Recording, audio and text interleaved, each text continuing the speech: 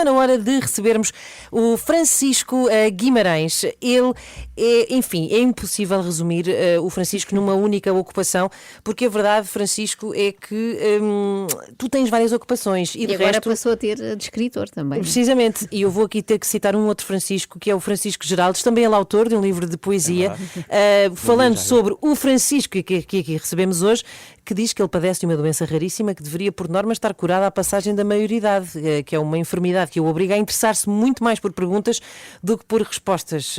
E ele duvida muito que algum dia, Francisco, consiga chegar a alguma conclusão sobre o que procuras. E é por isso mesmo que te devemos escutar. Isto diz o Francisco Geraldes. Exatamente, sobre o nosso convidado, e é isso então que vamos fazer, é escutar o Francisco. Bem-vindo. Muito obrigado pelo convite. Eu estava com dúvidas, quando vi regresso às aulas, estavas a ouvir de manhã, pensei, será que convidaram a criança para falar sobre o regresso às aulas? Não, eu acho que já estás com a idade de faculdade. Sim, sim.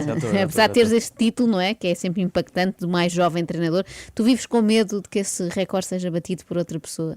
Que apareça de repente um treinador de 14. Que há por aí um no norte de Portugal que começou aos 14 anos e, portanto, o recorde já foi batido. Já foi batido. Isto é como aquela coisa de ser o melhor bolo de chocolate, não é? Pronto, é uma coisa que uma pessoa atribui e depois tem que ficar. Tu és muito jovem, Francisco, quantos anos tens? 24, fiz este ano 24. E falando em primeiro lugar, há muita coisa de facto. A tua carreira como treinador começa como e porquê? Olha, começa porque joguei futebol e queria ser jogador, como qualquer miúdo daquela idade. Joguei 7 anos, mais ou menos, e percebi depois, a certa altura, que não tinha talento suficiente para ser jogador, e percebi que começava a interessar-me muito mais pelos bastidores do que propriamente por jogar. E a certa altura eu comecei a demonstrar algum interesse para os meus treinadores, comecei a perguntar-lhes conselhos, a pedir-lhes conselhos, livros para ler sobre futebol, conferências para ir, comecei a fazer relatórios de jogo de algumas equipas. Lembro de uma aula de português, por exemplo, estar a fazer um relatório do Barcelona, a estar a fazer uma competição qualquer, e de repente surgiu um convite de um ex-treinador meu para ser adjunto dele. E assim tive que fazer a minha primeira grande decisão na vida muito cedo, aos 15 anos. E fui e nunca mais parei, exceto agora, que sou um treinador no desemprego. Agora já paraste há quantos anos estás parado? Estou parado há 3, desde que voltei da Índia. E não estás parado com aqueles salários que o Mourinho costuma receber enquanto está parado. Pois é, que essa é a diferença, não é? É um pequeno pormenor, não é? Claro, um pequeno pormenor. Mas estou parado desde que voltei da Índia.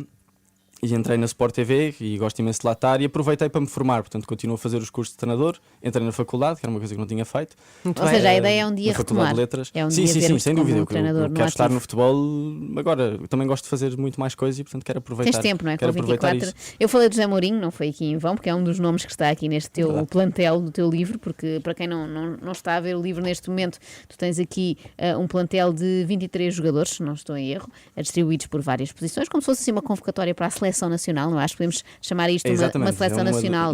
Um dos objetivos do nome é simbolizar isso. De personalidades. Como é que chegaste a estes 23 e porquê, por exemplo, o José Mourinho? Como é que cheguei?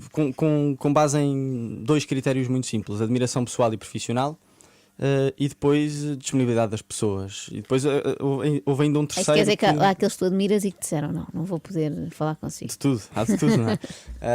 E depois um terceiro, que é decidir falar sobre determinados temas e achar que aquela pessoa encaixa perfeitamente naquele.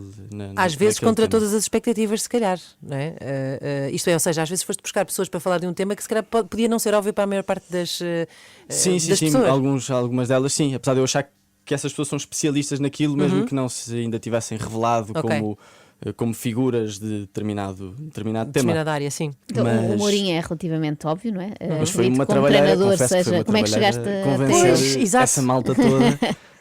Ainda por cima juntar de forma inusitada, de repente General António Ramalhianos e José Mourinho e César Mourão precisamente no mesmo livro. Não, aliás, só imagina, começando o livro, este divide-se por guarda-redes, defesas, médios e avançados. Nos guarda-redes temos o César Mourão, o Mafalda Ribeiro e o Carlos Fiolhais. Portanto, logo aí as coisas são completamente diferentes. Sim, nem imagino o que foi apresentar. Muitos deles eu não conhecia, outros sou amigo, outros conheço mais ou menos, e dizer que sou treinador de futebol, sou comentador.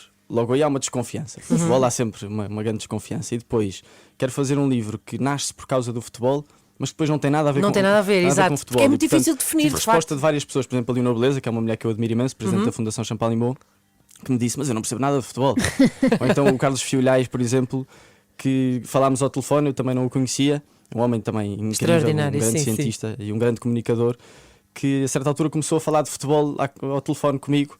Ainda não estávamos na entrevista, porque depois desloquei-me a Coimbra para a universidade ter com ele. E começou a falar de futebol e eu a certa altura interrompi o professor, mas tem noção que vamos falar mais de física do que de futebol? E ele, você fala de física, eu falo de futebol. Lá está o tal tema Portanto, foi inesperado. difícil convencer as pessoas que não era um livro sobre futebol, porque não é mesmo. O livro nasce porque é o meu... parte dessa realidade, porque é o meu meio, mas sempre tendo o jogo como ponto de partida, um jogo de futebol como ponto de partida, como metáfora da vida. Um jogo que nos dá... todos os dados que nós precisamos de saber sobre a nossa vida. Portanto, o jogo é o ponto de partida. Eu tive contacto com essa realidade, portanto, confrontei-me com temas que são comuns a todo o ser humano num jogo de futebol, desde a relação com a adversidade, no limite até com a morte, A frustração, beleza, a lidar com liberdade, todas essas coisas. a adversidade, Claro. o sentido de humor, o trabalho em equipa. Eu parti do jogo, mas depois o livro em si fala sobre esses temas e não sobre o jogo. E por isso é que as pessoas estão posicionadas nessas posições. Depois cada uma está... Em cada introdução explica porque é que, por exemplo, o César Mourão, que relembro, Joana Marques, chamou gordo. Ora bem, é bom não esquecer. Francisco não Sim, esqueceu. tirado de E contexto cá está. parece muito agressivo. Sim, sim. Não era nada disso. Eu também iria à baliza, certamente, o que seria péssimo, não tenho altura também para isso, ia deixar Mas entrar pronto, as imensos pessoas gols. estão em cada, Mas em como cada é que posição ia-te consoante perguntar cada isso? tema, sim. Consoante cada tema, foi assim que os organizaste. por exemplo, não é os por guarda-redes- achares, por exemplo, que o Miguel Araújo vai ser um bom central. Não, até eu no outro dia estava com o Bernardo Silva e fui-lhe dar o livro, o Bernardo Silva, jogador do Manchester City, da seleção, e de repente lembrei-me que o pus a defesa.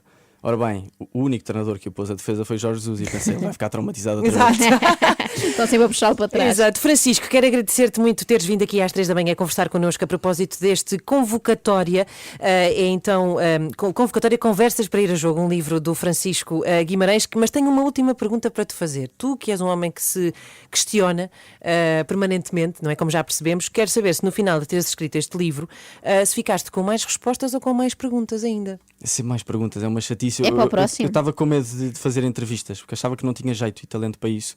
E de repente comecei a preparar os guiões, depois as conversas iam fluindo. Mas de repente começavam a nascer perguntas e eu tinha que cortar coisas. E tenho imensas por fazer. Até o contributo final do Ramalhianos é uma espécie de somatório que ele próprio sugeriu, a dizer que eu quero responder ao que ficou por responder. E são 4 perguntas assim mais gerais, mais globais. Mas mesmo assim ficou imensa coisa Muita por coisa. responder e portanto... Podemos esperar uma segunda Eu não convocatória quero, daqui a uns tempos. não sei que eu não quero ofender mais escritores e portanto se calhar fico-me por esse e depois logo se Olha, vê. a Inês fez uma pergunta final, eu faço uma finalíssima que é, já que tens muitas perguntas, eu lanço desta, quem é que vai ganhar o campeonato este ano? Como entendido, não é o que é que tu difícil. esperas. Agora, esperas. com não, vai com o microfone na mas- cabeça mas- da Ana Marques, mas como decidimos dizer que era o Porto. Mas... mas Não, vou ser como sério, vou ser entendido, sério. quem é que achas que está em melhores condições? Temos que aproveitar que temos aqui um especialista. Eu continuo a achar que o Sporting está um bocadinho acima das Normalmente outras. o campeão tem mais facilidade em revalidar, não é? Parte um bocadinho à frente. Sim, o campeão parte à frente, não por ter sido campeão, mas porque está mais estável. Por outro lado, há também um certo desejo de vingança das outras duas, de uma época que correu bastante mal, principalmente ao Benfica, ao Porto mais ou menos.